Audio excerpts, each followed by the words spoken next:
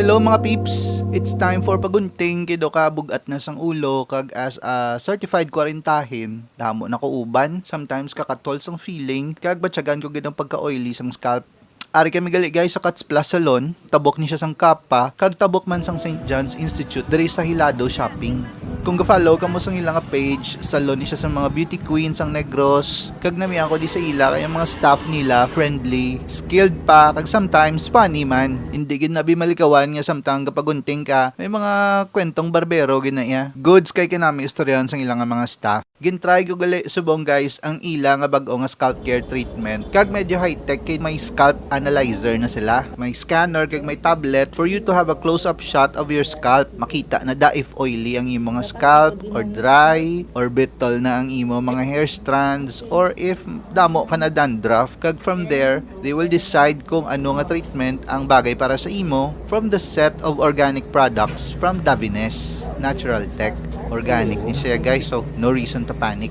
May choices ka diri of a purifying shampoo, energizing or nourishing, depende sa pinagdadaanan sang hair kag scalp mo. If I remember it right, if gusto mo papatubuon ang hair, choose mo ang energizing shampoo. While kung gusto mo naman i-manage yung mga oil level sa imo scalp, choose mo ang purifying shampoo. Correct nyo lang ko if I'm wrong, pero doon mo na ako na dumduman. So here gin-apply na ang shampoo sa tanan nga part sa ngakon nga ulo, then gin-massage ni ma'am baw kanami gid sang head massage ni ma'am, very relaxing kag madula gid ang bugat sang imong nga ulo. Organic pa ang products from Davines, so there's nothing to worry gid. Kagulpi lang do may nag-uyog, naglinog gali guys. Slight lang man pero lang gid ya nga mon nga reaksyon.